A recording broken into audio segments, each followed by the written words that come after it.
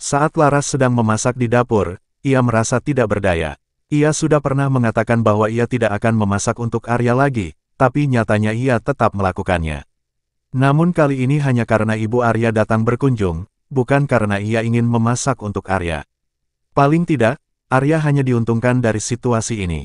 Laras menghela napas kecil, berusaha menghibur dirinya.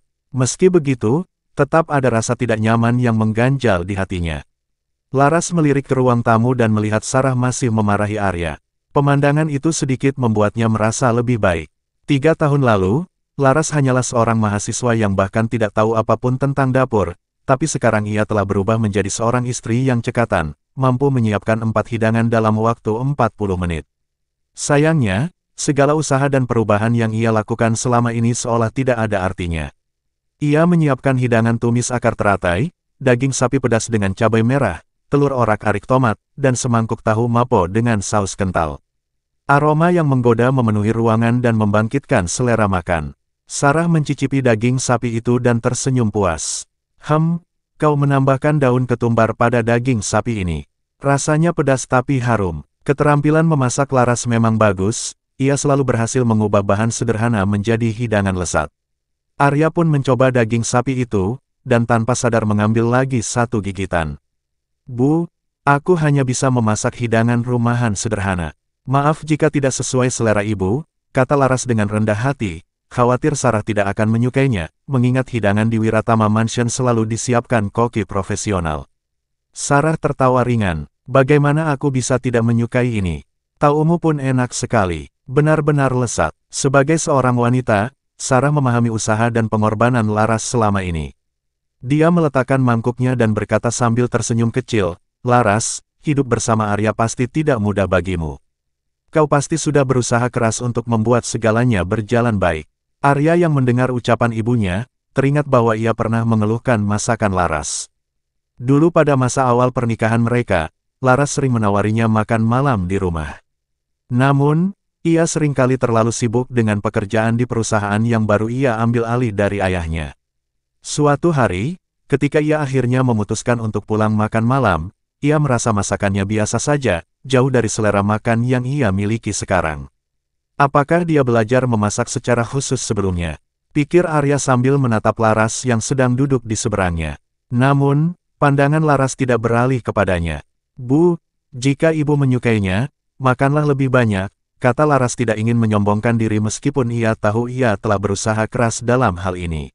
Arya pun menikmati semangkuk kecil tahu mapo yang penuh rasa, meskipun ia tidak bisa menghilangkan rasa bersalah di hatinya. Sup ini sudah mendidih sepanjang hari dan sangat bergizi, kata Sarah sambil menuangkan sup untuk Laras dan Arya. Ia menatap Laras, memohon agar ia mencoba sup itu. Dalam kebaikan Sarah, Laras meminum sup itu perlahan-lahan, menghabiskan 2 mangkuk berturut-turut.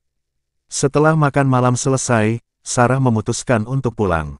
Arya, temani ibumu keluar, kata Laras sambil menunduk, merasa bahwa Sarah ingin bicara secara pribadi dengan Arya.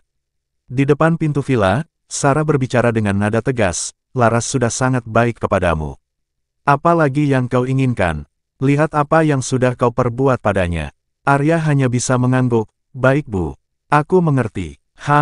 Jika kau menyakiti menantuku lagi, aku tidak akan segan-segan menegurmu lebih keras. Ancam Sarah dengan tatapan tajam. Arya menghela napas kecil, baik bu. Jangan khawatir, dia tidak akan meninggalkan rumah ini. Kau bilang begitu, tapi lihat saja. Sekarang bantu dia membersihkan dapur, jangan hanya makan tanpa membantu, Sarah menambahkan. Arya terkejut, apa? Sarah tidak memberinya pilihan dan mendorongnya kembali ke dalam rumah. Dengan enggan, Arya melangkah menuju dapur dan mendapati Laras sedang mencuci piring di wastafel. Aku akan mencuci piringnya, katanya. Laras memandangnya dengan heran. Apa yang kamu katakan? Aku akan mencucinya. Kau bisa beristirahat. Arya berusaha terlihat meyakinkan. Aku akan melakukannya sendiri, kata Laras merasa Arya tidak akan bisa melakukannya dengan benar. Namun, Arya tetap ngotot ingin membantu, dan akhirnya mengambil salah satu piring. Sayangnya, karena tidak berhati-hati, piring tersebut jatuh dan pecah. Arya terkejut dan segera meminta maaf.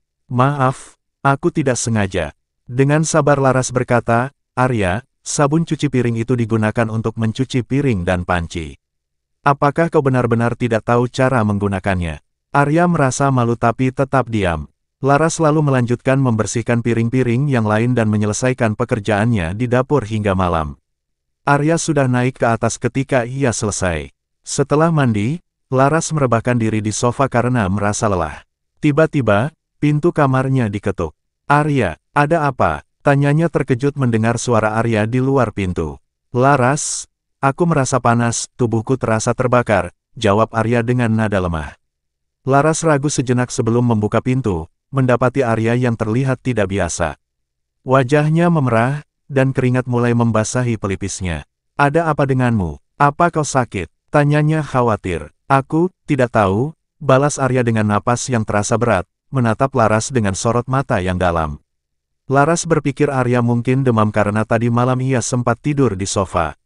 Namun saat ia merasa bersalah, Arya malah menatapnya dengan sorot mata yang aneh. "Arya, ada apa?" tanya Laras ragu. Arya menggeleng, menarik kerah jubah mandinya dengan frustrasi. "Aku merasa sangat panas dan tidak nyaman." Laras baru saja selesai mandi, ujung rambutnya masih lembab, dan ia mengenakan piyama putih musim dingin yang membuatnya tampak murni dan segar. Melihatnya seperti itu, Arya justru merasa semakin panas. Tiba-tiba Laras teringat malam pertama mereka bertemu 3 tahun lalu. Arya menatapnya dengan cara yang sama. Mengenang malam itu, pikiran Laras mendadak kosong. "Arya," gumamnya tak tahu harus berkata apa. Arya melangkah mendekatinya dengan tatapan yang lebih intens. Laras mundur perlahan, tetapi Arya langsung menghalanginya, mendekatkan dirinya hingga punggung Laras terbentur dinding. Belum sempat Laras berbicara, Arya langsung mencium bibirnya dengan penuh hasrat. Berbeda dari sebelumnya, ciuman ini terasa jauh lebih agresif. Ia memeluk tubuh Laras erat-erat seolah ingin menyatukannya sepenuhnya. "Laras, aku merasa sangat tidak nyaman, tolong aku," gumam Arya di sela-sela ciumannya. Laras tak bisa menahan diri, ia merasakan perasaan yang sama, serupa panas yang membara. Keesokan paginya, Adi melihat Pak Wiratama dalam suasana hati yang luar biasa baik. Adi mengerutkan kening bingung. Beberapa hari yang lalu, Arya dan istrinya terlibat dalam masalah besar karena Nadia, namun sekarang Arya terlihat segar dan ceria. "Pak Wiratama, ada beberapa hal yang perlu dibicarakan mengenai kabar kehamilan Nyonya Wiratama." Netizen semakin ramai membahas hal ini, bahkan beberapa pemegang saham mulai bertanya. "Apakah ada tindakan yang harus kita ambil?" tanya Adi hati-hati. Arya menjawab dengan tenang, "Itu bukan masalah besar. Laras istriku, dan meskipun ia sedang hamil, itu hal biasa." Adi makin bingung. Seingatnya, istri Arya tidak sedang hamil. Tapi, mengapa Arya seolah berharap kabar itu benar? "Jadi, tidak ada yang perlu kita lakukan mengenai rumor ini?" tanya Adi. "Tidak, biarkan saja," jawab Arya, lalu mengingat sesuatu. "Oh ya, jangan ganggu Laras pagi ini. Biarkan dia tidur." Adi menatapnya kaget. "Ah baik Pak Wiratama." Adi merasa sangat kebingungan. Sementara seluruh internet membicarakan kabar kehamilan Laras, perhatian Arya hanya pada tidur istrinya. Di tempat lain, Nadia menunggu 2 hari tanpa jawaban apapun. Sejak rumor kehamilan Laras tersebar, baik pihak Wiratama Group maupun Laras sendiri belum mengeluarkan pernyataan. Nadia tak tahan lagi dan menghubungi Arya. Setelah beberapa kali berdering, Arya menjawab telepon dengan nada yang datar, membuat Nadia merasa terabaikan. "Arya, aku tahu aku salah," ucap Nadia dengan nada memelas. "Aku terlalu ceroboh dan hanya memikirkan diriku sendiri, tapi semua yang kulakukan demi kamu. Aku minta maaf." Arya mendengarkan permintaan maaf Nadia, tapi kenangan tentang keegoisan Nadia masih membekas dalam benaknya. "Jangan ulangi kesalahan itu lagi," jawab Arya dengan nada yang lebih tenang. "Aku janji Arya," lanjut Nadia. "Aku hanya ingin bertanya, apakah benar Laras sedang hamil? Apakah dia baik-baik saja sekarang? Bolehkah aku menemuinya untuk meminta maaf?" Arya menjawab dengan singkat, "Laras baik-baik saja, dan tidak perlu kau minta maaf. Asalkan kau tak lagi mengganggunya, itu sudah cukup." Nadia mendesah lega. "Arya, aku hanya ingin memperbaiki kesalahanku. Bisakah kita tetap berteman?" Arya terdiam sejenak sebelum akhirnya menjawab, "Baiklah, tapi untuk klarifikasi, Laras tidak sedang hamil. Jadi tak ada hal yang perlu dikhawatirkan."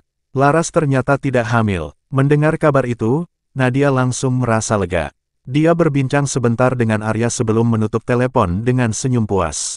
Bima yang berada di sebelahnya mengangguk penuh kepuasan. Nadia, sudah kubilang, pria menyukai wanita yang patuh. Tidak perlu khawatir kalau Pak Wiratama belum menikahimu. Hubungan antara pria dan wanita punya jalannya sendiri. Mendengar itu, Nadia mendapatkan kembali kepercayaan dirinya. Kamu benar Bima.